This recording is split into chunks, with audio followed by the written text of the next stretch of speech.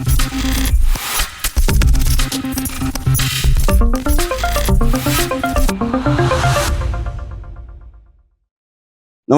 मैं कमलेश। हमारे खास कार्यक्रम एक मुलाकात में आपका स्वागत है। सुंदरकांड में एक चौपाई है, उलट पलट लंका सब जारी, कूद परा पुनि सिंधु मझारी। मुझे लगता है कि रामचरितमानस का पाठ करने वाले या सुनने वालों को इसका मतलब समझ में आता है। मैं इस चौपाई का उल्लेख इसलिए कर रहा हूं कि अभी लोकसभा का चुनाव चल रहा है, पूरे देश में है। कोई प्रदेश ऐसा नहीं जो ये कह सके कि हमारे यहाँ चुनाव नहीं, इसलिए कि केंद्र का चुनाव है। बावजूद इसके यहाँ के वहाँ, वहाँ के वहाँ, वहाँ के वहाँ, ये क्रम जो है कांग्रेस और भाजपा में चल रहा है।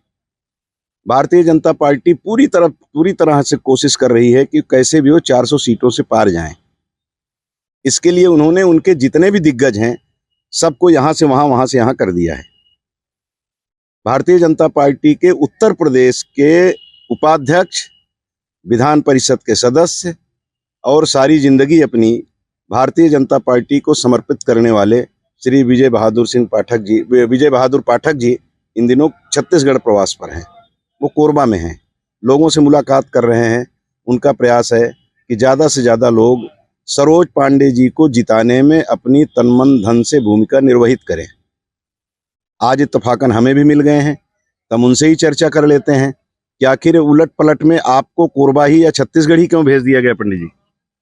मतलब यह Bharatiya Janata party pan India party है जी। और पैन इंडिया पार्टी है तो पैन इंडिया कार्यकर्ता है। तो कार्यकर्ता के नाते विविध जगहों पर सरोज दीदी उधर जब उत्तर प्रदेश के विधानसभा के चुनाव थे तो काशी क्षेत्र की प्रभारी थी, तो निश्चित तौर पर देश भर का कार्यकर्ता दूसरे राज्यों में भी जाकर के मोटिवेशन का काम करता है और उस मोटिवेशन के काम में मेरे जिम्मे यहाँ काम है, तो इसलिए मैं यहाँ आया। तो नहीं तो कुछ खासियत भी होती है, जैसे सरोज पांडे जी का वहां भेजना तो ये रहता है कि चूंकि ये मूलतः उधर के इनके पूर्वज थे, इसलिए बोली भाषा का और उसका भी अंतर पड़ता है, जगह का भी रहता है। ऐसा कोनो बात नहीं है। ये तो महाराष्ट्र की प्रभारी भी रही हैं, हमारी महिला मोर्चे की राष्ट्रीय अध्यक्ष रही हैं, तो इस नाते नहीं भेजा है। तो मान लो उनको ना, मेरा तो कहाँ क्या यहाँ पर है कोरबा में। लेकिन हमारी पहचान भारतीय जनता पार्टी है और भारतीय जनता पार्टी का कार्यकर्ता उसके लिए क्या है, नेशन फर्स्ट। और जब नेशन फर्स्ट है तो चाहे कोरबा हो या कानपुर, सब बराबर है जी। यहाँ क्या देख रहे हैं आप? यहाँ भ्रमण कर रहे हैं, लोगों से मिल रहे हैं, नेताओं से, कार्यकर्ताओं से, आम लोगों से, किस तरह का वातावरण दिखाई दे रहा है आप? देखिए, मोदी जी पर भरोसा पिछले 10 वर्षों में आम जन का बढ़ा है और वही कोरबा में मुझे दिख रहा है। मोदी की गारंटी, मतलब गारंटी की भी गारंटी, और ये भरोसा यूं ही नहीं बढ़ा। पिछले 10 वर्षों में जो हमने कमिटमेंट किया, जिन कामों को किया, जो असंभव काम था। आप तो भैया पुराने पत्रकार हैं, आप तो सब बात जानते हैं। जब जनधन के खाते खोले गए तो कैसे कैसे सवाल होते थे कि साहब वो 15 लाख कैसे आएगा। आज 40 करोड़ से ऊपर जनधन के खाते उठे और उसका एक दूसरे से चीजें नती हैं। आज डिजिटल पेमेंट की स्थिति क्या हो गई है आप बताइए।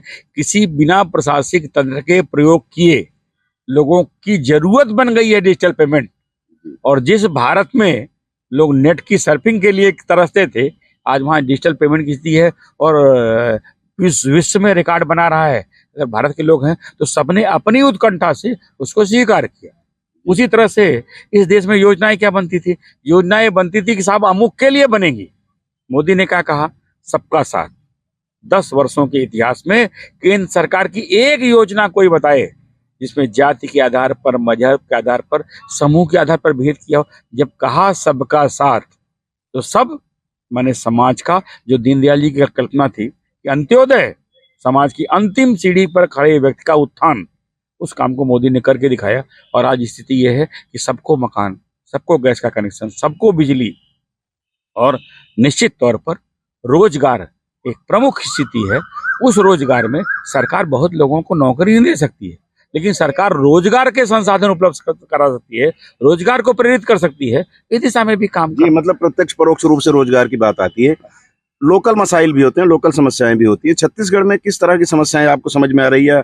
कार्यकर्ताओं से बात करते होंगे तो कहते होंगे ना कि अगर इस क्षेत्र में और काम होगा तो हमारी पार्टी की उड़ान में और 4 चांद लगेगा, या पार्टी और थोड़ा सा बड़ा रूप धारण करेगी। देखिए, भारतीय जनता पार्टी के कार्यकर्ता का जो दृष्टिकोण है उसमें राष्ट्र प्रथम है। तो जब राष्ट्र प्रथम है तो वो ये नहीं कहता कि इस काम से छत्तीसगढ़ का विकास होगा, नेशन का कैसे विकास होगा। इसलिए सरकार की जो योजनाएं है, जब हम सबकी बात करते हैं, सभी जगह रोड की बात करते हैं, सभी जगह बिजली की बात करते हैं, सबको मकान की बात करते हैं, सबके पास रोजगार के कोई न कोई संसाधन खड़े हो उसकी बात करते हैं, उसमें छत्तीसगढ़ निहित है। छत्तीसगढ़ देश से बाहर तो है नहीं। तो सहज स्वाभाविक रूप से सरकार की जो स्थानीय समस्याएं भी कुछ कहीं ना कहीं आती हैं, जो स्थानीय स्तर पर भी है। जब सरकार पीछे 5 वर्षों की तक सरकार थी, उस 5 वर्षों की सरकार में जो करप्शन था, जो भ्रष्टाचार था, तो केंद्र की तमाम सारी ऐसी योजनाएं हैं जो परवाना नहीं चढ़ पाई। चाहे आवास योजना को ले लीजिए, आवास योजना अगर चढ़ी होती, उत्तर प्रदेश नंबर 1 है देश में, छत्तीसगढ़ भी नंबर 1 हो, तो स्वाभाविक रूप से जो सरकार की, केंद्र सरकार की योजनाएं, जो मोदी जी की कल्पना थी, वो छत्तीसगढ़ में साकार नहीं स्वरूप हो पाई। तो भाजपा का कार्यकर्ता कहता है कि थोड़ा द्रुत गति से इस काम को करना पड़ेगा ताकि वो योजनाएं साकार हों। जैसे देश भर में बदलाव है, वो छत्तीसगढ़ के लोग भी उस बदलाव को महसूस कर सकें। ये जो प्रलोभन वाली राजनीति चल रही है अभी, चाहे कांग्रेस हो, भाजपा हो या दूसरे दल भी हो, यहाँ तक कि क्षेत्रीय दल भी, जिनके मालूम है कि मैं 5-10 सांसद अगर जिता लूं तो बड़ी बात होगी, वो भी घोषणा पत्र जारी कर रहे हैं और वो भी वादे इस तरह के कर रहे हैं कि उसको पूरा करने में केंद्र सरकार का सारा कोष खत्म हो जाएगा। ये वादे करके लोगों का मत हरण करने का जो प्रयास हो रहा है, इसको कहाँ तक उचित मानते हैं आप?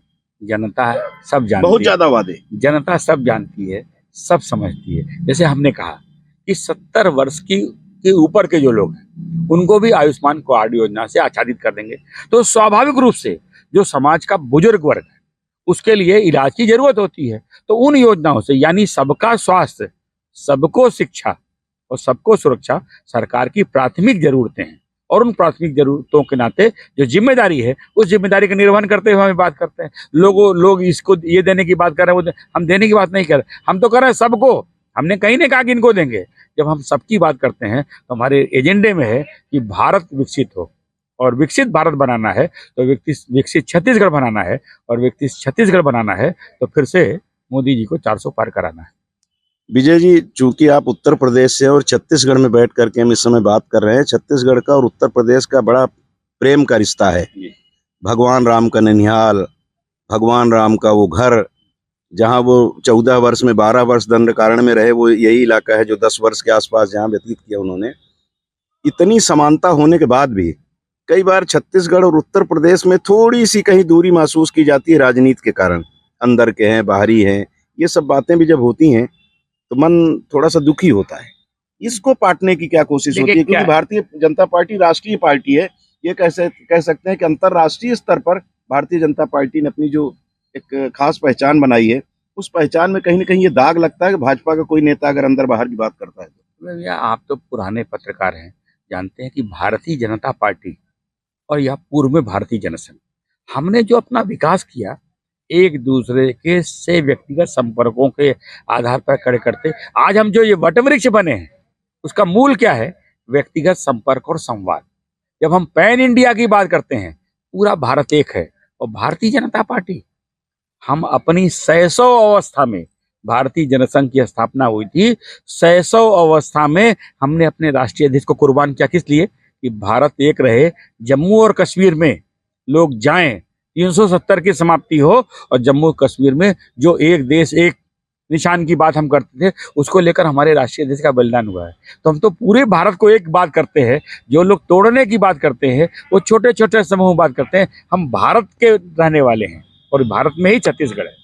ऐसे लोग जो भाजपा में हैं, मैं नाम नहीं लेना चाहता, या आपको भी पता नहीं होगा, अगर ऐसा सोचने वाले लोग हैं तो ऐसे लोगों को सबक सिखाने के लिए या उनको सही मार्ग पे लाने की कोशिश भी होती होगी आप लोगों की तरफ से। देखिए, सहज स्वाभाविक है। जैसे व्यक्ति के नाते जब आदमी बढ़ता है तो क्या करता है? पहले उसका क्या दायरा होता है? परिवार के बाद उसका गांव के बाद जिला, क्रमशः बढ़ता है, जिले के बाद प्रदेश के बाद देश। तो जब हम देश की बात कर रहे हैं तो हम विकसित भारत की बात कर रहे हैं, विकसित छत्तीसगढ़ की बात कर रहे हैं। तो भारत का प्रत्येक नागरिक भारत को विकसित देखना चाहता है।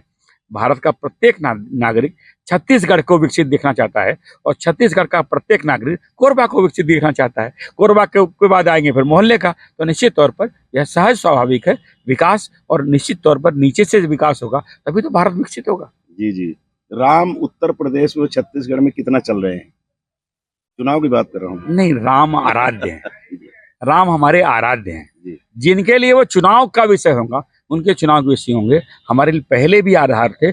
1989 में आपको स्मरण होगा, भारतीय जनता पार्टी ने कहा था कि श्री राम की जन्मभूमि पर भव्य और दिव्य मंदिर बने न्यायालय के फैसले अथवा बातचीत से। 89 में कहा था और वो परिलक्षित हुआ। हमारा दृष्टिकोण साफ था। लोगों के लिए राम राजनीति का विषय होता है, मंदिर राजनीति का विषय होता है, हमारे लिए आस्था का विषय। जी, लेकिन इस्तेमाल तो हो रहे हैं। हमारे लिए आस्था का विषय है, आपकी तरफ से भी। हमारे लिए आस्था का विषय है। जी। हम राम को कौन इस्तेमाल करेगा? वो पालनहार है, उनको इस्तेमाल नहीं हो सकता। छत्तीसगढ़ में कितनी सीटों को उम्मीद कर रहे हैं? भारतीय जनता पार्टी कहती तो है, आप लोग तो कहते हैं 11 सीटों पे पूरा का पूरा सीट जीत रहे हैं। कांग्रेस के नेता बोलते हैं कि 5-6 सीटें हम जीतेंगे, वो 11 की बात नहीं करते। जिस छत्तीसगढ़ के लोगों ने मोदी के चेहरे जी पर भरोसा करके छत्तीसगढ़ की विधानसभा के चुनाव में हमको बहुमत दिया कि छत्तीसगढ़ में परिवर्तन आना है, छत्तीसगढ़ के लोग भी विकास की राह पर चलना चाहते हैं, उस छत्तीसगढ़ में हम 2 लोकसभा की सीटें नहीं जीते हैं, बस्तर और कोरबा दोनों जीत करके 11 की 11 लोकसभा की सीटें हैं। जी, चलिए, ये तो सभी पार्टियां कहते हैं, सभी दल कहते हैं कि कितनी जीत रहे हैं। वो तो जो कुछ होना है वो 4 जून को पता लग जाएगा कि किसने किसको कहाँ बिठाया है, ये वक्त बताएगा। लेकिन ये सही है कि चुनाव है, जो मैं हमेशा इस तरह के कार्यक्रम में आखिरी में अपील करता हूं कि आप घर में मत बैठिएगा। 7 तारीख को तीसरे चरण में इस इलाके में जहां मैं बात कर रहा हूं, आपको मतदान करने का, यानी एक दिन की आपकी जो बादशाहत है उससे आप चूकिएगा नहीं। 100% प्रयास होना चाहिए कि हम मतदान केंद्र पर न केवल स्वयं जाएं बल्कि अपने पड़ोसी को भी लेके जाएं, मतदान अवश्य करें। ये आग्रह आपसे हमेशा की तरह आज भी कर रहा हूं। अपनी तरफ से भी विजय पाठक जी की तरफ से उत्तर प्रदेश से आए हैं, ये भी चाहते होंगे कि 100% यानी 80% 90% से ऊपर मतदान हो। ये कोशिश हम सबको मिल करके करना चाहिए। विजय जी भी सब जगह यही जाके कह रहे हैं कि आप मतदान जरूर करें, ये आपका अधिकार जो एक दिन का मिला उससे वंचित मत होइएगा। कार्यक्रम देखने के लिए बहुत बहुत धन्यवाद। विजय जी, बड़ा महत्वपूर्ण समय है आपका। इस समय हर व्यक्ति से मिलने की कोशिश है आपकी, बावजूद इसके आपने अपना समय हमें दिया, इसके लिए बहुत बहुत शुक्रिया।